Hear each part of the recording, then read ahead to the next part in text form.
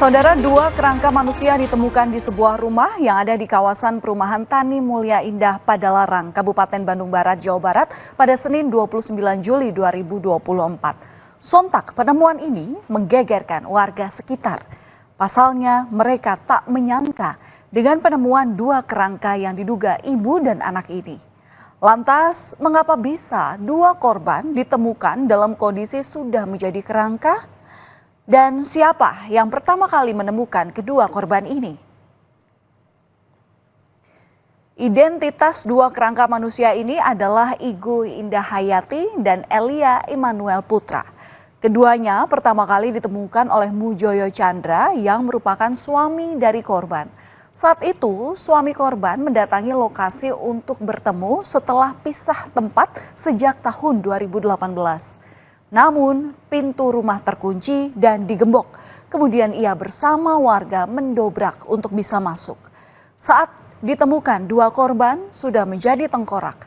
Selain ditemukan sudah menjadi tengkorak, suami korban dan warga ini juga mendapati kondisi rumah yang berantakan dan sudah dikelilingi rumput tinggi.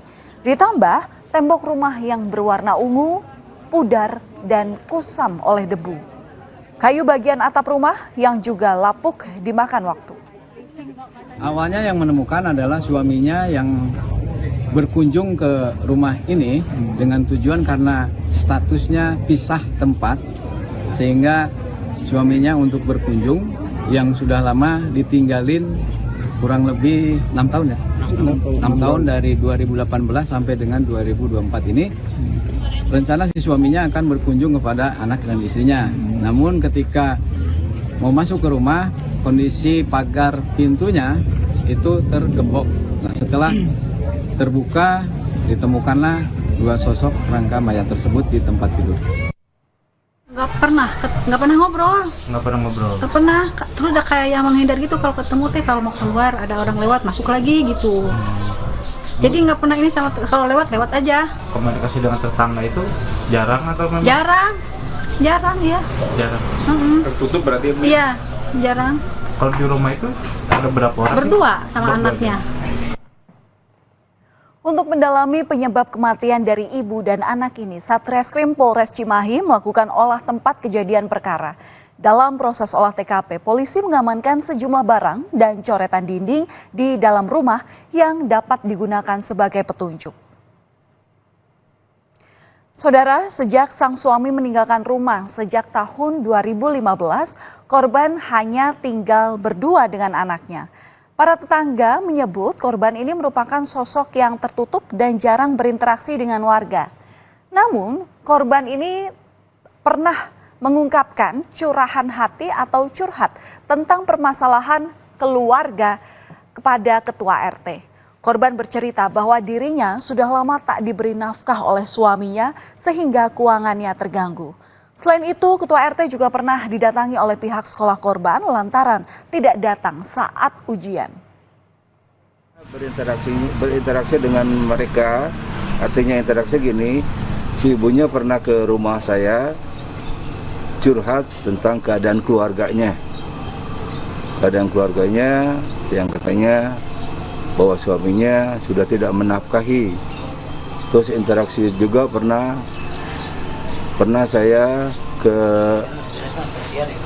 ditanya dari sekolahnya si anak itu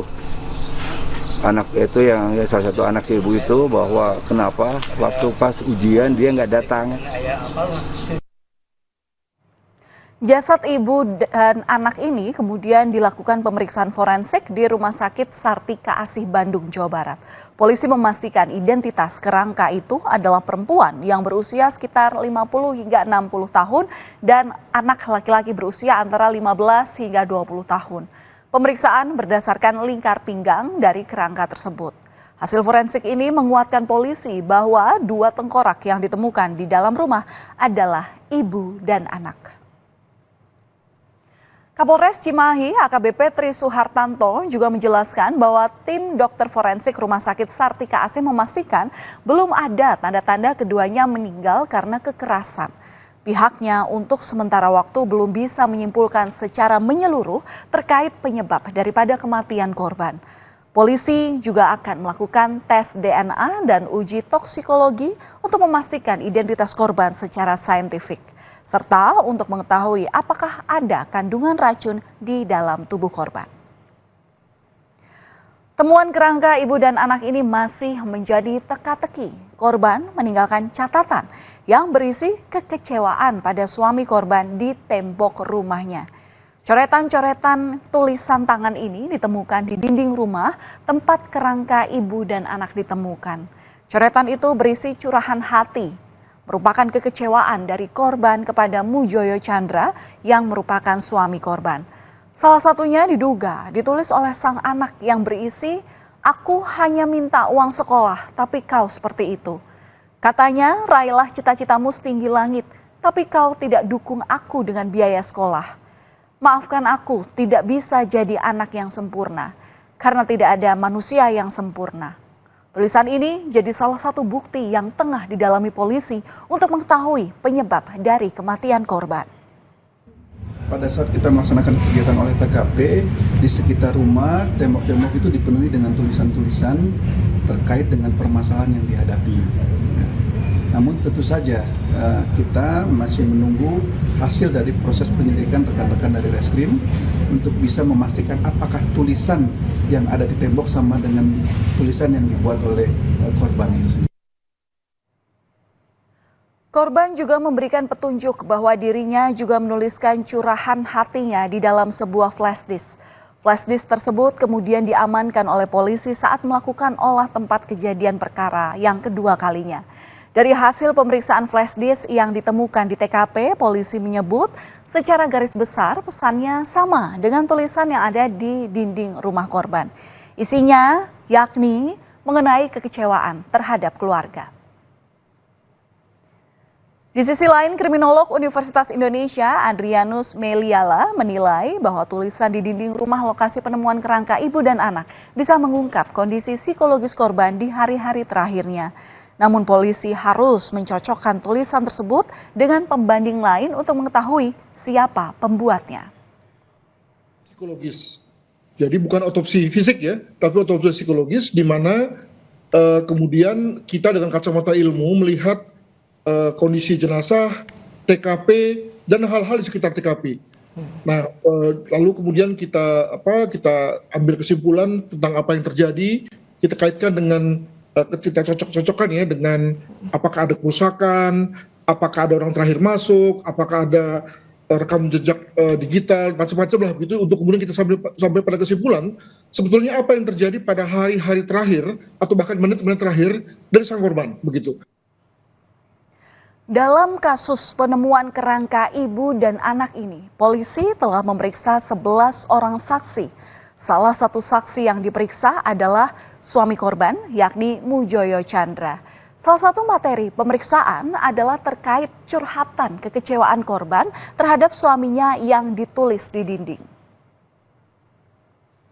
Sementara itu, suami korban yang bernama Mujoyo Chandra disebut telah meninggalkan kedua korban sejak tahun 2015 atau sedikitnya sudah selama 9 tahun. Mujoyo mengungkap alasan dari teka-teki kepergian untuk meninggalkan anak dan istrinya yang nampaknya meninggalkan luka bagi keduanya. Ia beralasan meninggalkan korban selama 9 tahun karena untuk merawat ibunya yang sedang sakit. Menurut keterangan dari saksi ya, bahwa suaminya itu mengurus ibunya yang sakit. Nah, namun itu tentu saja kita harus gali ya terkait dengan hal itu, karena keterangan yang bersangkutan seperti itu, namun ada tulisan-tulisan yang ada di dalam rumah itu berkata lain. Saudara, teka-teki penyebab tewasnya ibu dan anak yang ditemukan tinggal kerangka di dalam rumah masih menjadi misteri. Jika bukan karena kekerasan, lalu apa penyebab tewasnya para korban? Berbagai langkah dilakukan polisi untuk mengungkap penyebab tewasnya kedua korban. Selain menanti polisi mengungkap penyebab kematian korban dalam kasus ini, kita juga perlu meningkatkan kepedulian sosial. Jangan sampai kasus serupa kembali terjadi di sekitar lingkungan kita. Kami akan kembali usai jeda dengan informasi karena kesal dengan sang istri, seorang ayah di Pinrang, Sulawesi Selatan tega menganiaya anak kandungnya sendiri. Belakangan diketahui pelaku juga menggunakan narkoba.